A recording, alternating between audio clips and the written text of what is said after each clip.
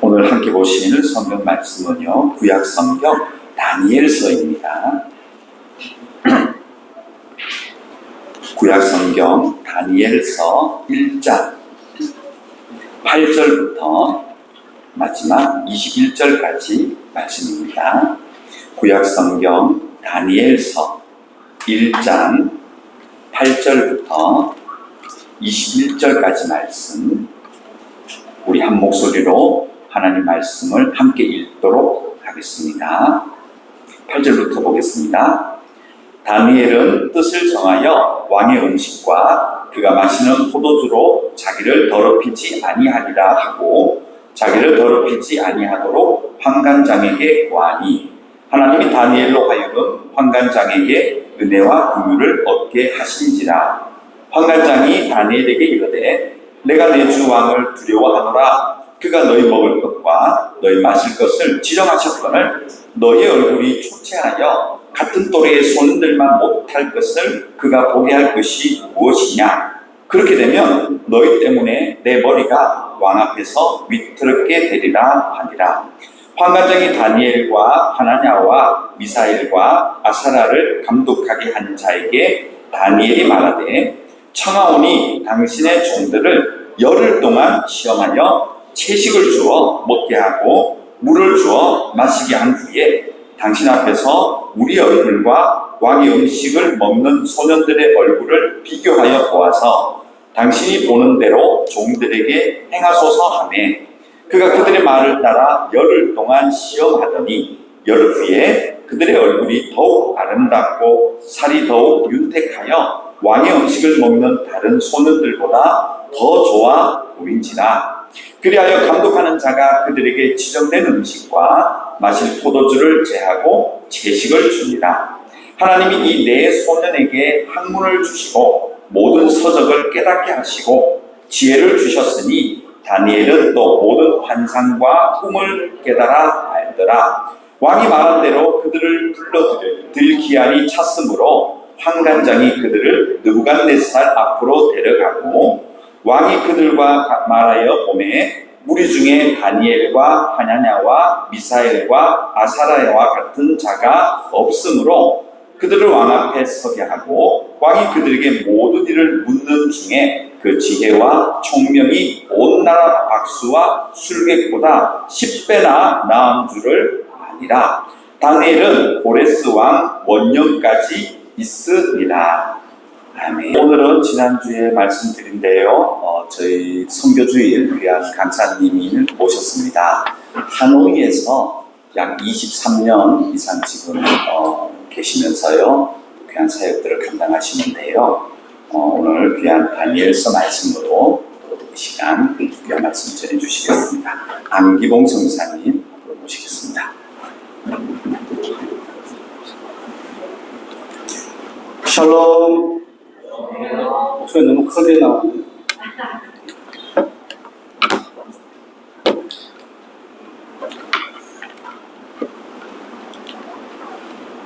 예, 그 설교 제목이 아마 이 전달 과정에서 오류가 생긴 것 같은데요. 은혜와 긍휼 그리고 하나님의 사랑입니다.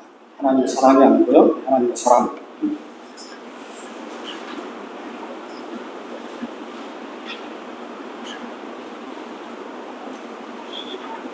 네, 다니엘서 말씀을 통해서 함께 좀 하나님의 뜻을 또 하나님이 저와 여러분에게 주시는 말씀으로 보태기를 소원합니다. 은혜와 긍휼은 하나님의 성품으로 우리가 익히 알고 있고, 또 하나님을 대표적인 성품으로 말할 때 은혜와 긍휼을 말하기도 합니다. 그리고 하나님의 사람들을 향한 하나님의 관심의 표현 방식으로 또 은혜와 긍휼이 언급되어지기도 하고요. 그리고 또 마지막은 하나님의 사람들이 또 살아가야 될 삶의 방식으로 은혜와 긍휼이 표현되어지기도 합니다. 제 은혜 그리고 긍휼 이런 단어들은 이미 익히 많이 들어오셨고 또 그 은혜와 긍휼이 어떤 의미를 갖고 있는지를 잘 알고 계시기 때문에 오늘 이 시간에는 그 은혜와 긍휼이라는 단어를 설명하기보다 그 은혜와 긍휼이 어떻게 하나님의 사람들에게 표현되어지는지를 좀 생각해 보려고 합니다. 그리고 그 하나님의 사람들이 은혜와 긍휼이라는 삶의 방식을 통해 이루어야 될 하나님의 뜻과 섭리를 좀 함께 묵상해 보았으면 좋겠습니다. 이제 오늘 말씀을 보시면 이제 다니엘이 등장을 합니다. 그리고 다니엘과 세 친구들이 등장을 하는데요. 이제 잠깐 이제 다니엘서의 배경을 말씀을 드리면 사울을 시작으로 시작된 이스라엘이 또 다윗 왕으로 연결되어지고 그리고 다윗 왕을 이어서 솔로몬 왕이 되어지죠. 그리고 솔로몬 왕 이후에 나라가 두 나라로 나뉘어집니다. 남쪽 유다와 북쪽 이스라엘로 나뉘어지고요. 그리고 그렇게 지내오던 중에 북쪽 이스라엘이 먼저 아수르에서 멸망을 당하고 이제 남아있던 남쪽 유다마저 바벨론의 포로로 끌려가면서 이제 멸망당하는 과정들이 있습니다. 그런데 그 바벨론에 의해 남쪽 유다가 멸망을 당할 때 세 차에 걸쳐서 포로로 끌려가게 되어지죠. 근데 그 1차 포로 끌려간 무리들 중에 오늘 우리가 말씀 읽고 있는 다니엘과 그의 세 친구도 포함이 되어져 있었습니다. 그리고 또 물론 이제 이 모든 역사 가운데 하나님이 주인이시고 하나님이 하신 일이시지만 특별히 바벨론은 뭐 이제 이런 정복 국가들에서 끌려온 포로들을 자기 나라, 자기 국가의 인재로 사용하는 이제 그런 전략을 쓰게 되고 그로 인해 이제 선발되어진 사람이 바로 이 다니엘과 세 친구들이었습니다. 오늘 읽지는 않았지만 1장 초반부에 보시면 왕족과 귀족들 중에서 뽑으라고 했던 것을 보면 다윗을 비롯한 이 세 친구들은 아마도 왕족이었거나 그리고 귀족이었음이 분명합니다. 그리고 다니엘과 세 친구가 오늘 말씀을 보시면 뜻을 정했다라고 말하는데요. 그래서 저는 이제 하나님의 사람의 특징이 뭐냐라고 말한다면 오늘 이 다니엘과 세 친구가 했던 뜻을 정하는 일이다. 그리고 하나님의 사람은 바로 이 뜻을 정해야 한다. 그 뜻은 하나님 앞에서 하나님의 말씀과 하나님의 삶의 방식에 순종하며 살겠다고 뜻을 정하는 것. 그 사람이 바로 하나님의 사람이다 라는 생각을 했습니다. 그리고 이 하나님의 사람에게 하나님은 어떤 방식으로 이 은혜와 긍휼이 흘러가게 하셨는지를 좀 보려고 합니다. 오늘 이제 1장 읽으셨던 말씀 중에 9절 말씀을 보시면 이렇게 되어 있습니다. 하나님이 다니엘로 하여금 관관장에게 은혜와 긍휼을 얻게 하셨다. 이제 1장 전체를 보시면 하나님이 그 문장의 주어로 이제 쓰여진 문장이 세 문장이 나오는데 그 세 문장들마다 하나님이 주인 되셨고 그 한 주인 되신 하나님이 어떻게 일을 하셨다라는 동사로 마무리가 되어집니다. 근데 그 세 문장 가운데 한 문장이 오늘 이 9절 말씀인데요. 하나님이 다니엘로 하여금 관관장에게 은혜와 긍휼을 얻게 하셨다. 이걸 더 정확하게 좀 풀어 이제 번역을 한다면 하나님이 관관장을 통해 다니엘에게 은혜와 긍휼이 전해지게 하셨다라는 것입니다. 그러니까 관관장이 자기가 가진 은혜와 긍휼을 다니엘에게 준 게 아니고 하나님의 은혜와 긍휼이 관관장을 통해 다니엘에게 전달되어진 것이죠. 왜냐하면 이 은혜와 긍휼은 하나님의 성품을 우리가 대표적으로 사용할 때 표현되어지는 방식이기 때문에 이 9절 말씀을 더 정확하게 번역하면 되었습니다. 하나님이 다니엘에게 관관장을 통하여 은혜와 긍휼을 주셨다는 것입니다. 첫 번째, 하나님께서 하나님의 사람들에게 은혜와 긍휼을 표현하시는데 그 방식은 주변의 사람들, 그 주변의 사람들에는 불신자도 포함입니다. 불신자를 포함한 그들을 주변의 사람들을 통해서 하나님께서는 은혜와 긍휼을 흘러보내셨다는 것입니다. 오늘 다니엘에게 은혜와 긍휼을 하나님 주시기 위해서 관관장을 사용하셨습니다. 그리고 관관장이 이 네 사람을 감독하라고 일을 맡겼던 감독에게도 동일하게 은혜와 긍휼이 흘려보내는 통로로 사용이 되어졌습니다. 이렇듯 주변 인물들을 통해 하나님은 하나님의 그 은혜와 긍휼이 흘러가게 전달되어지게 하신다는 거죠. 이 주변 인물들에는 우리가 잘 알고 있는 사람일 수도 있고 우리가 알지 못하는 사람일 수도 있고 아니면 그 주변 인물들은 상황이 될 수도 있고 배경이 될 수도 있고 또는 환경이 될 수도 있다고 생각합니다. 어떻게든 하나님은 하나님의 사람들에게 하나님의 은혜와 긍휼을 흘려보내시는데 그 하나님의 은혜와 긍휼을 흘려보내시는 통로로 하나님은 주변 사람들과 이웃들과 내가 알지 못하는 사람들까지도 동원하셔서 그리고 주변 상황과 환경까지 사용하시면서 하나님의 은혜와 하나님의 긍휼을 하나님의 사람들에게 허락하신다는 것입니다. 제가 이제 만 22년을 지났습니다. 그리고 이제 23년째를 가고 있는데, 그 시간 동안 하나님께서 하나님의 은혜와 긍휼을 여러 방면으로, 여러 방편으로, 여러 모양으로, 여러 사람들을 통해서 허락을 해주셨어요. 그 중에는 이제 믿지 않는 불신자들도 있습니다. 제가 한 1년여 정도 비자 때문에 정말 고생을 했던 적이 있습니다. 비자를 받아야 되는데, 어떤 한 지역에서 비자를 1년 동안 잘 받았습니다. 근데 1년을 비자를 연장을 시켜야 되는데, 그 성에서 연장을 시켜주지 않는 거예요. 이제 그들 나름대로 이유가 있겠죠. 그런데 제 비자를 만들어주기 위해서 함께 여러 해 동안 일했던 베트남 분을 통해서 이 비자가 되도록 하시더라고요. 사실은 그분은 제 비자를 책임져 주지 않아도 아무 본인이 손해보는 건 없습니다. 제가 그분에게 뭐 돈을 준다거나 매월 꼬박꼬박 어떤 회원금을 가져다 준다거나 제가 그에게 직접적인 유익을 주는 건 아무것도 없는데 그분이 제 비자를 위해서 본인이 직접 사람들을 만나고 관계자들을 만나고 기관들을 다 찾아다니면서 제 비자를 만들어주려고 애를 쓰시더라고요. 그리고 그분의 노력 때문에 제가 무사히 1년의 비자를 다시 이제 다른 기관을 통해서 하노이에서 받을 수 있었습니다.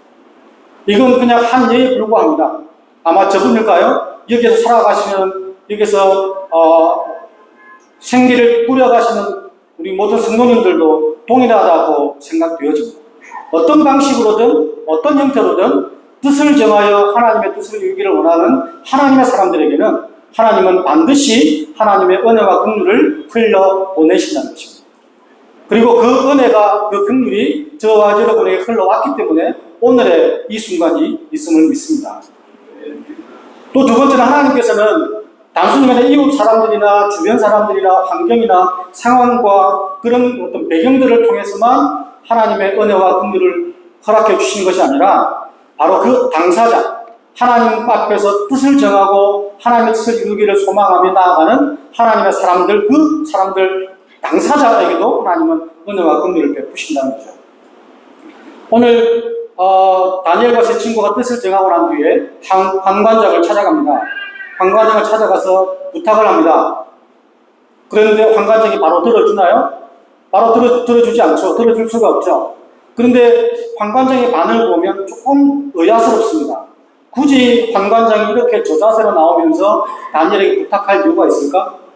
다니엘은 황제의 명령을 받고 그냥 그 명령대로 시행하기만 하면 되는 사람인데 만약에 이렇게 그 시행을 따르지 않기로 결정하고 나오는 누군가가 있다면 그냥 강압적으로 명령하고 하도록 계속 몰아붙이면 됩니다. 근데 오늘 환관장은 그렇게 하지 않습니다. 야, 네가 그러면 내가 너무 힘들어져. 다시 한번 생각해 볼래? 이런 투입니다. 굳이 환관장이 그렇게 할 이유가 있을까요? 어쨌든 그렇게 이제 환관장이 부탁을 하니까 환관장이 바로 들어주진 않습니다. 그리고 이어서 다니엘이 포기하지 않고 한 번 더 환관장이 이 네 사람을 감독하게 한 감독에게 찾아갑니다. 그리고 그 감독에게 갈 때는 대안을 가지고 갔습니다. 뭘 가지고 갔죠? 열흘만 시험해봐. 왕이 내려주는 음식과 포도주를 먹지 않고도 내가 얼마나 그들보다 더 뛰어난지를 한번 확인해 보면 될 거 아니야? 라고 하는 대안을 가지고 감독이 찾아가죠. 그랬더니 감독이 뭐라고 말하죠? 그래, 한번 해보자. 근데 감독이 홀로 결정했을까요? 저는 그렇지 않았다고 봅니다. 비록 네 사람을 감독하라고 내려보낸 환관장의 어떤 책임을 다 맡은 사람이기는 하지만 이 감독은 환관장에 찾아갔을 거라고 생각합니다. 그래서 이렇게 상황이 되었는데 환관장이 어떻게 할까요? 아마 울었을 것이고, 아마 그러면 이제 그제서야 환관장이 그럼 한번 테스트 해보라고 말해 주었겠죠. 왜냐하면 9절 말씀에 하나님의 말씀이 이렇게 되어 있습니다. 하나님이 다니엘로 하여금 환관장에게 은혜와 긍휼을 얻게 하셨다라고 되어 있기 때문에 이 모든 결정에는 환관장의 배경으로 달려 있다는 걸 우리는 이제 이해할 수 있는 거죠. 어쨌든 이 다니엘과 세 친구는 그런 테스트 기간을 거치게 되어집니다. 사실 생각해 보십시오. 열흘 동안 고기 안 먹고 채식만 한다고 얼굴이 좋아질까요?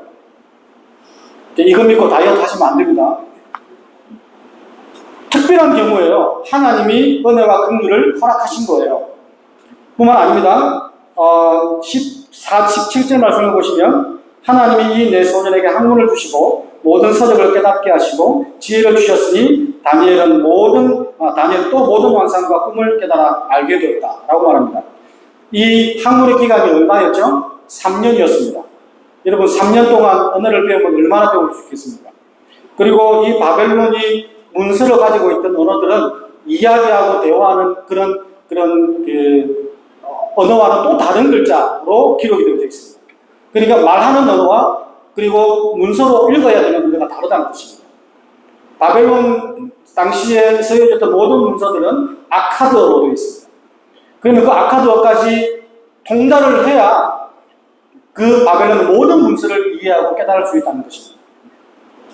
아무리 영특하고 똑똑한 친구들이라도 3년 만에 그 모든 언어를 통달해서 그리고 그 모든 지식에 들어있는 서적들을 다 이해하고 깨닫는다? 불가능합니다. 그리고 이 당시에 바벨론 왕이 지정해서 공부를 시켰던 공부의 내용은 단순히 그냥 수학, 철학이 아닙니다. 종교와 관련되어져 있는 그리고 어떤 모든 역사를 비롯한 종교와 관련되어진 그리고 주술과 관련되어진 이 모든 영역에 있어서의 학문을 통달을 해야 되는 것입니다. 근데 그저 통달하는 정도가 아니고요. 이 사람들은 같이 훈련을 받았고 공부했던 사람들보다 10배나 더 있다고 말합니다. 성경에서 말하고 있는 10이라는 단어는 완전수를 의미하죠. 그러니까 엄청나게 탁월했다는 것입니다. 과연 3년 만에 공부해가지고 가능할까요? 아마도 여기에서 다니엘 학습 나오는지 모르겠지만 안 됩니다. 불가능입니다. 3년 아니요 10년이 걸려도 그 어떤 총명을 가지고 있다 할지라도 인간적인 노력과 수고로 되어질 수 없는 겁니다. 여기에 하나님의 은혜와 긍휼이 허락되어진 것이죠. 그렇게 뜻을 정하고 하나님의 뜻을 이루기를 소망하고 결단하고 나가는 자들, 곧 그들 하나님의 사람들에게 하나님은 그 당사자가 그 모든 과정들을 이수해낼 수 있도록 은혜와 긍휼을 허락하신 거죠. 하나님의 사람들은 하나님의 관심에 집중이 되어 하나님의 모든 관심이 집중된 대상들입니다. 하나님은 하나님의 사람들에게 모든 관심을 집중시키시고 어떻게든 하나님의 사람들이 그 모든 상황과 과정 속에서 탁월하도록 은혜와 긍휼을 허락해 주시는 것이죠. 자, 그러나 더 중요한 것이 있습니다. 오늘 본문에서 말하고 있지는 않지만 그러면 그런 하나님의 은혜와 긍휼을 허락받은 하나님의 사람들은 어떻게 살아요? 아까 제가 설명드리면서 은혜와 긍휼이라는 단어를 설명드리면서 세 번째로 말씀드린 것이 있습니다. 은혜와 긍휼은 하나님의 사람들이 살아가야 될 삶의 방식이다. 삶의 표현이다. 라고 말씀드렸습니다. 특별히 우리가 살아가고 있던 어떤 고향이나 본향이나 내가 태어났던 곳을 떠나 전혀 다른 문화권이나 전혀 다른 나라로 이동되어진다는 것은 더 특별한 의미와 그리고 하나님의 섭리가 있습니다. 예를 들면 애굽으로 이주했던 이스라엘 가족들을 한번 생각해 보시죠. 이스라엘 가족들이 약 70여 명이 애굽으로 이주합니다. 왜 이주했죠? 눈에 보이는 이유는 기근이었습니다. 먹을 게 없어서 어쩔 수 없이 그 땅을 버리고 애굽으로 가야만 했습니다. 그러나 그것은 눈에 보이는 이유였지 하나님이 원하시는 하나님의 승리와 계획 속에는 더 큰 그림이 있었습니다. 그게 무엇이었죠? 큰 민족을 이루는 것이었습니다.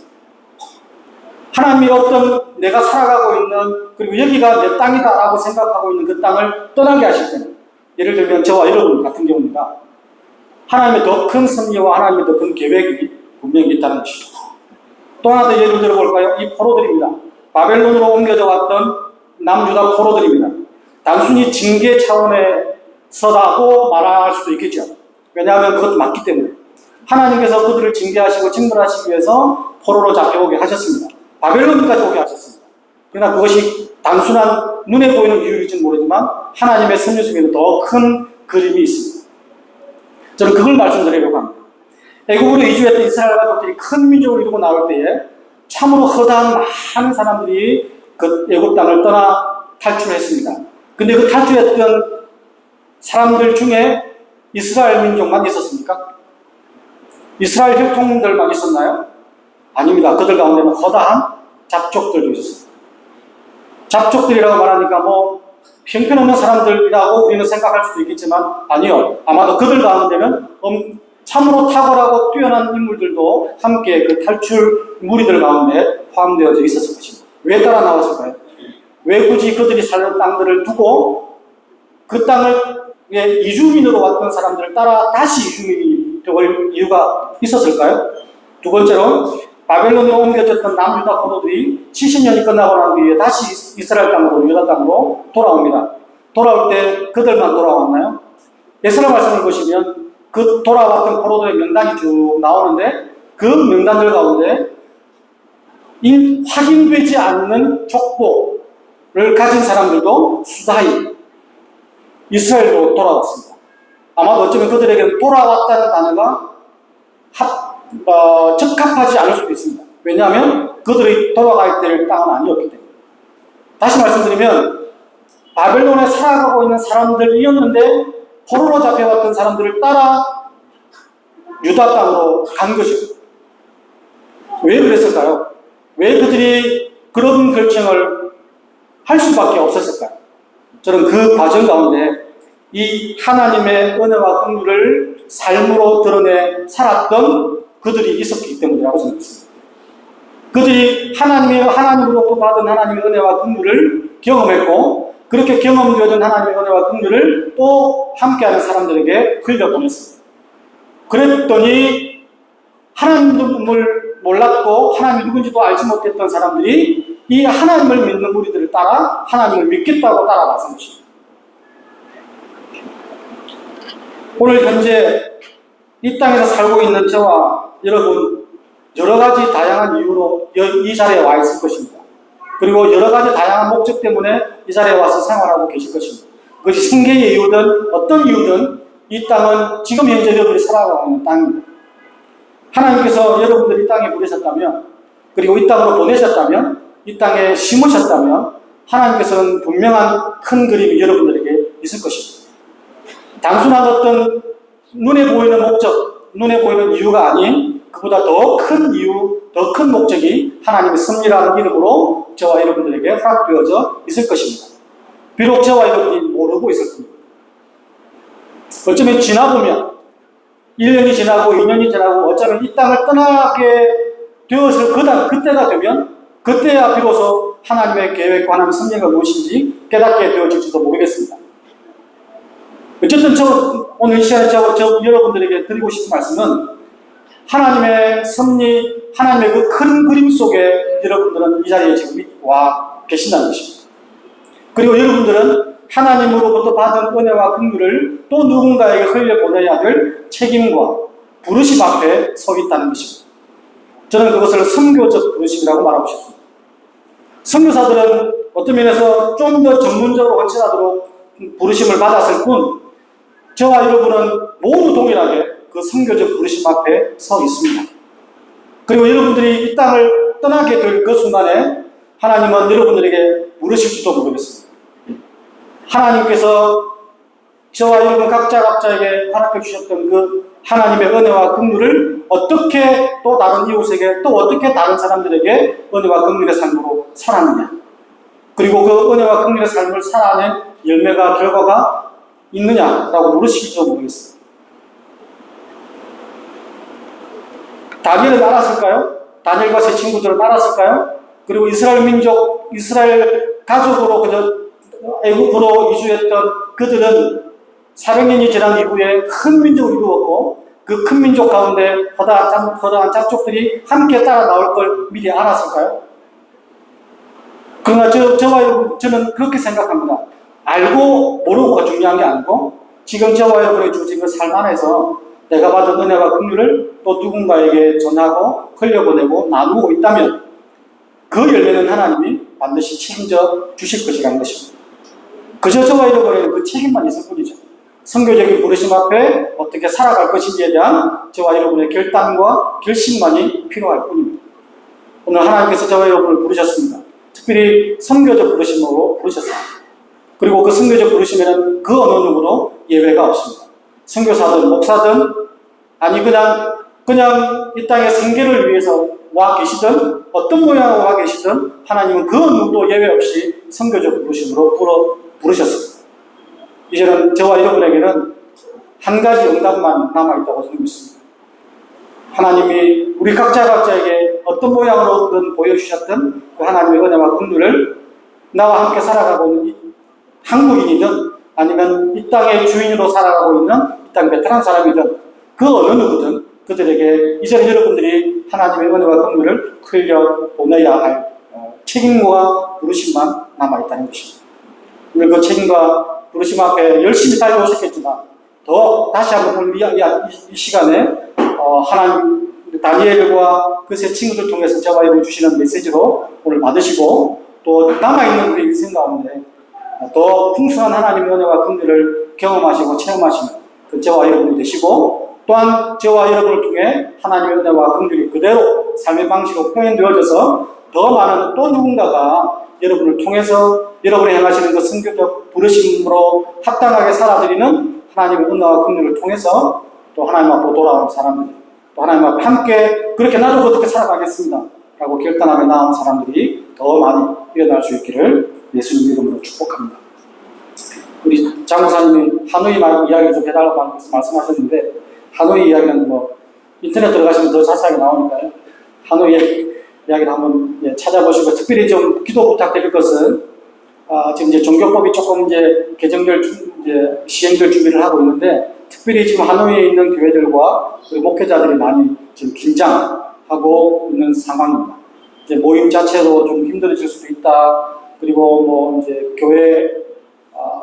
외국인이 교회 예배를 현지인 교회를 찾아가서 예배 드리는 것도 어려워질 수 있다. 그리고 현지인과 외국인이 함께 어떤 한 장소에 있는 것만으로도 어려움 당할 수 있다. 이런 여러 가지 루머들과 설들이 막 돌아다니면서 사람들을 지금 긴장케 하고 있습니다.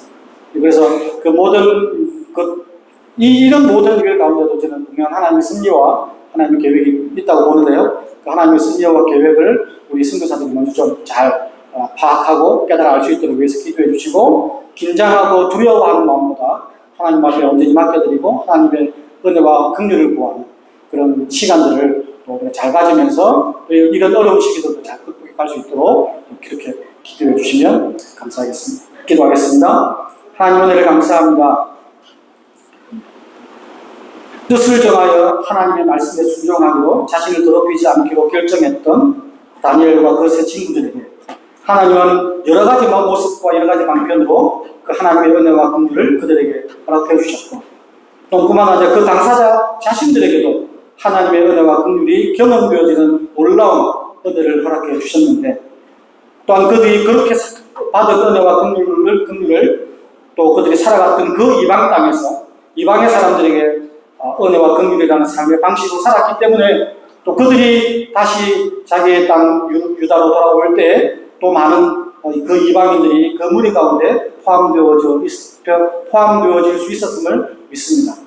하나님 오늘 이 순간 이 삶의 현장에서 살아가는 우리 모든 사이공 선교교회 성도들의 삶 가운데도 어떤 이유에 또 어떤 목적으로 이 땅 이방 땅까지 와 있는지는 우리는 알 수 없지만 그저 단순한 이유들만 우리가 알고 있을 뿐인데 오늘 이 말씀을 통해서 깨닫기는 그 단순한 이유, 그 이면에 하나님의 큰 그림과 하나님의 섭리가 있다는 사실을 우리가 다시 한번 깨달을 수 있도록 도와주시고 그리고 이 땅을 살아가면서 이 이방 땅을 살아가면서 우리에게 주어진 그 선교적 부르심을 책임 있게 그리고 사명감으로 잘 감당해낼 수 있도록 도와주시기를 소원하며, 그래서 우리 이 사이공 선교교회에 속한 모든 성도들이 하나님의 은혜와 긍휼의 삶으로 삶을 살아내므로 말미암아 우리 언젠가 이 땅을 떠나게 되었을 때 우리의 삶의 방식을 통해 또 이 땅의 사람들 중에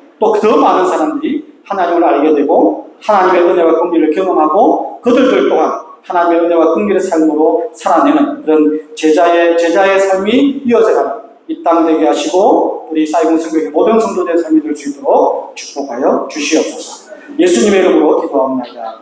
아멘.